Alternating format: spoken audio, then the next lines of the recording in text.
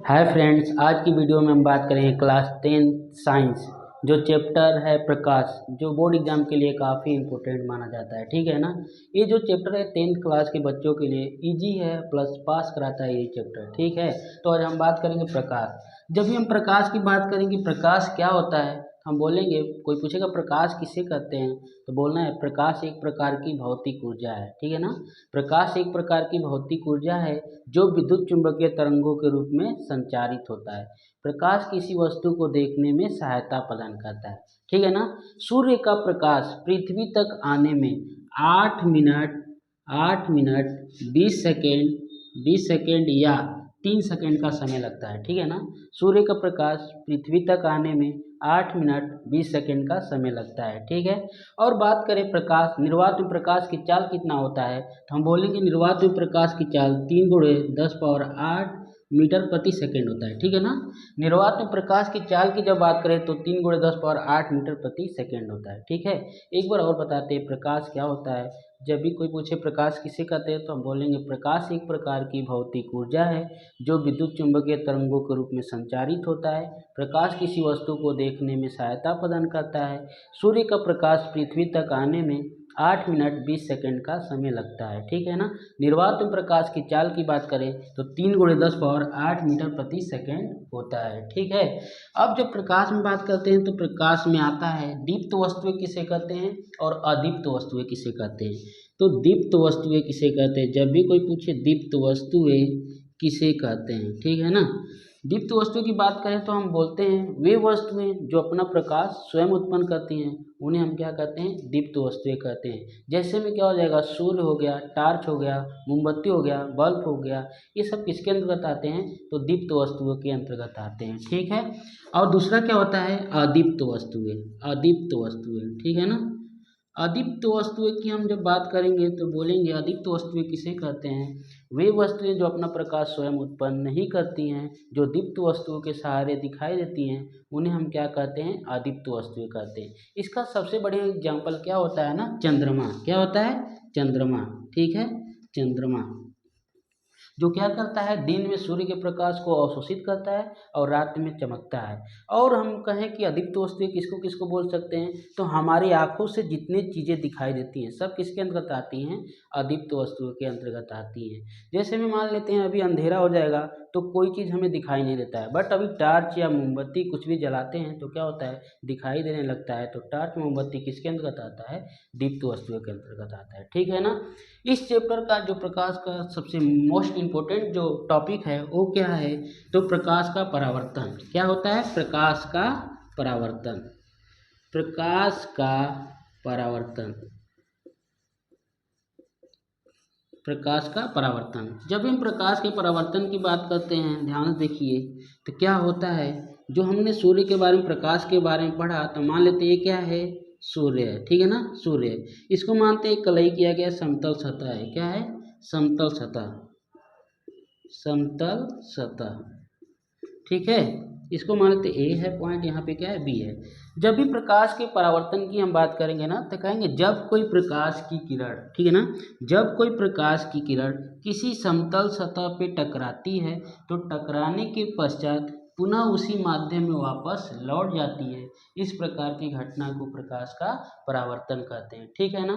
एक बार और, प्रकाश का परावर्तन कोई पूछे क्या होता है, तो हम बोलेंगे जब कोई प्रकाश की किरण किसी समतल सतह पे टकराती है तो टकराने के पश्चात पुनः उसी माध्यम में वापस लौट जाती है, इस प्रकार की घटना को क्या कहते हैं, प्रकाश का परावर्तन कहते हैं। ठीक है ना। जो आती है इसको बोलते हैं आपतित किरण। क्या बोलते हैं, आपतित किरण। ठीक है। और जो जाती है उसको बोलते हैं परावर्तित किरण। परावर्तित किरण। ठीक है। इसमें हम बीच में अभिलंब खींच देते हैं, इसको क्या बोलते हैं, अभिलंब। अभिलंब आती है तो कोण बनाती है आई, जिसको बोलते हैं हम आपतन कोण। आपतन कोण। और जाती है तो इसको बोलते हैं कोण आर, इसको बोलते हैं परावर्तन कोण। परावर्तन कोण। ठीक है ना। एक बार और, प्रकाश के परावर्तन की जब हम बात करें तो जब कोई प्रकाश की किरण किसी समतल सतह पर टकराती है तो टकराने के पश्चात पुनः उसी माध्यम में वापस लौट जाती है, इस प्रकार की घटना को प्रकाश का परावर्तन कहते हैं। ठीक है ना। आती है तो आपतित किरण, जाती है तो परावर्तित किरण। जो कोण बना रहा है उसको बोलते हैं आपतन कोण, जा रहा है तो परावर्तन कोण। इसको आई से दिखाते हैं, इसको किससे दिखाते हैं, आर से, ठीक है ना। पूछता है प्रकाश के परावर्तन का कितना नियम होता है। तो हम जानते हैं प्रकाश के परावर्तन कितना नियम होता है, 2 नियम होता है। पहला नियम होता है आपतित किरण, परावर्तित किरण और अभिलंब तीनों एक ही तल में स्थित होते हैं, ठीक है ना। पहला नियम क्या कहता है प्रकाश के परावर्तन का, कि आपतित किरण, परावर्तित किरण और अभिलंब तीनों एक ही तल में स्थित होते हैं, ठीक।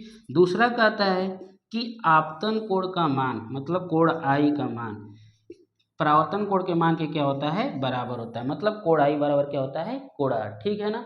अब यहाँ पे क्वेश्चन कैसे पूछता है, मान लेते हैं कि कोण से जब क्वेश्चन पूछेगा तो कैसे पूछेगा, कहेगा कोई प्रकाश की किरण आ रही है तो 30 डिग्री का कोण बना रही है, तो परावर्तन कोण का मान बताइए। तो 30 डिग्री का कोण बना रही है और जाएगी तो कितना का हम बता देते हैं कि 30 डिग्री होगा।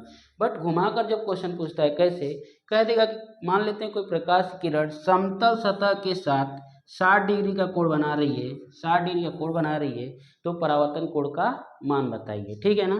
तो हम लोग क्या कर देते हैं, 60 डिग्री होगा, बट क्या हो जाता है, गलत हो जाता है, ठीक है ना।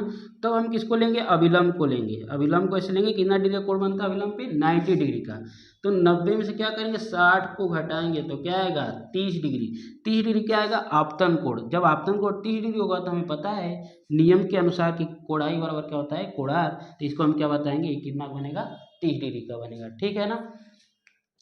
आगे चलते हैं, प्रकाश का अपवर्तन, ठीक है ना। प्रकाश का अपवर्तन क्या होता है, इससे क्वेश्चन पूछता ही रहता है, ठीक है ना। इससे हम सभी टॉपिकों को क्लियर कर लेंगे बस एक ही चित्र के माध्यम से, ठीक है। जब प्रकाश के अपवर्तन की बात करेगा तो हम क्या कहेंगे, जब कोई प्रकाश की किरण, ठीक है ना, जब कोई प्रकाश की किरण विरल माध्यम से सघन माध्यम में जाती है तो अभिलंब की तरफ झुक जाती है, ठीक है ना। जब भी प्रकाश के अपवर्तन की बात करेंगे तो कहेंगे जब कोई प्रकाश की किरण विरल माध्यम से सघन माध्यम में जाती है तो अभिलंब की तरफ झुक जाती है।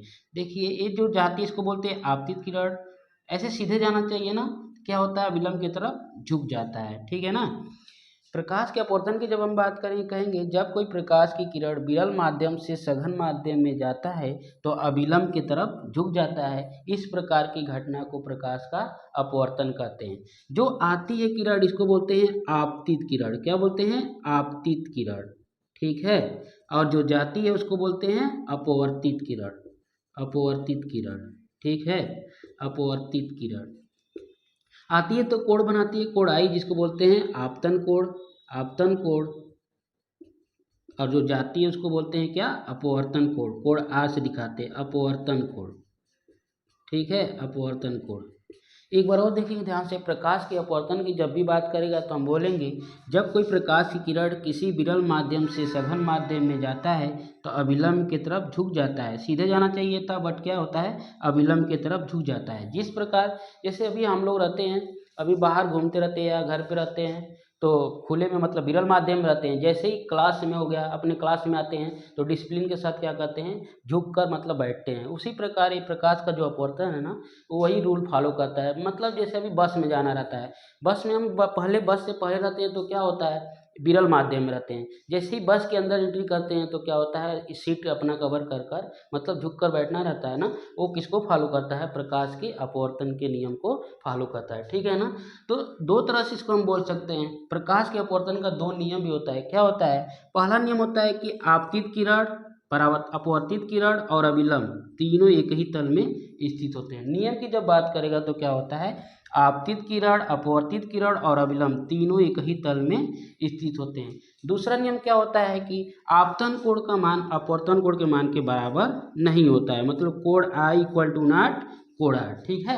दूसरा नियम क्या कहता है, आपतन कोण और अपवर्तन कोण का मान बराबर नहीं होता है। बट इसके पहले भी हम लोग पढ़े प्रकाश के परावर्तन, उसमें क्या होता है, आपतन कोण और परावर्तन कोण का मान बराबर होता है, ठीक। यहाँ पे एक अंतर मिला। दूसरा बात करें यदि इसको हम मान लेते हैं क्या, कि ये क्या हो गया, सघन माध्यम हो गया, सघन माध्यम हो गया, और ये क्या हो गया, विरल माध्यम हो गया। दूसरे चित्र की जब हम बात करेंगे ना, ये क्या हो गया, विरल माध्यम, ठीक है। इसके लिए भी क्या होगा, हम कहेंगे जब कोई प्रकाश की किरण किसी सघन माध्यम से विरल माध्यम में आता है तो यहाँ पे क्या होता था, अभिलंब की तरफ झुक जाता था ना, तो यहाँ पे क्या होने लगेगा, अभिलंब से दूर हटने लगेगा। क्या होने लगेगा, अभिलंब से दूर हटने लगेगा, ठीक है। ये सीधे जाना चाहिए ऐसे, अविलंब से दूर हटने लगेगा। दूसरा कंडीशन में क्या होता है, जब कोई प्रकाश की किरण सघन माध्यम से विरल माध्यम में आता है तो अविलंब से दूर हटने लगता है, ठीक है ना। इस प्रकार की घटना को प्रकाश का अपवर्तन कहते हैं, ठीक है। इसके लिए भी वही नियम होता है कि आपतन कोण और अपवर्तन कोण का मान बराबर नहीं होता है। दूसरा हम क्या बोलेंगे, आपतित किरण, अपवर्तित किरण और अविलंब तीनों एक ही तल में स्थित होते हैं, ठीक है। अब यहीं पे हम बात करें कि क्रांतिक कोण किसे कहते हैं। क्रांतिक कोण, क्रांतिक कोण जो कि एग्जाम में पूछता रहता है, क्रांतिक कोण किसे कहते हैं, ठीक है ना। क्रांतिक कोण की जब हम बात करें तो इसी चित्र से हम देख लेते हैं। कहेंगे जब कोई प्रकाश की किरण सघन माध्यम से विरल माध्यम में आती है, ठीक ना। जब कोई प्रकाश की किरण सघन माध्यम से विरल माध्यम में आती है तो अभिलंब से दूर हटती जाती है। अभिलंब से क्या होती जाती है, दूर हटती जाती है। एक समय ऐसा आता है कि वो 90 डिग्री का क्या कर लेती है, कोण बना लेती है। इस प्रकार की घटना को क्या कहते हैं, क्रांतिक कोण कहते हैं, ठीक है ना। एक बार और देखेंगे क्रांतिक कोण किसे कहते हैं, 2 नंबर में पूछ देता है बोर्ड एग्जाम में। तो हम कहेंगे जब कोई प्रकाश की किरण सघन माध्यम से विरल माध्यम में जाता है तो अविलंब से दूर हटते जाता है। एक समय ऐसा आता है कि वो 90 डिग्री का कोण बना लेता है। इस प्रकार घटना को हम क्या कहते हैं, क्रांतिक कोण कहते हैं, जिसको हम साइन सी से दिखाते हैं। किससे दिखाते हैं, क्रांतिक कोण बराबर क्या होता है, साइन सी, ठीक है। या बोले क्रांतिक कोण बराबर, क्रांतिक कोण बराबर क्या हो जाएगा, 1/cosec c, इसका उल्टा, ठीक है ना, cosec c। ये 2 फार्मूला होता है। इस पे से यदि सवाल भी पूछ देता है तो हम क्या कर देंगे, ऐसे कर लेंगे, ठीक। आगे जब हम बात करेंगे पूर्ण आंतरिक परावर्तन क्या होता है, ठीक है ना। पूर्ण आंतरिक परावर्तन की जब हम बात करेंगे तो इसी चित्र के माध्यम से उसको भी हम सीख लेंगे, देखेंगे कैसे। कहेंगे जब कोई प्रकाश की किरण, जब कोई प्रकाश की किरण सघन माध्यम से विरल माध्यम में जाता है तो अभिलंब से दूर हटता जाता है, ठीक है ना। अभिलंब से दूर हटता जाता है। एक समय ऐसा आता है कि उसका मान क्रांतिक कोण से अधिक हो जाता है। क्या हो जाता है, क्रांतिक कोण से अधिक हो जाता है। इस प्रकार की घटना को क्या कहते हैं, पूर्ण आंतरिक परावर्तन कहते हैं। इससे क्वेश्चन तो फिक्स है, पक्का पूछता है, ठीक है ना।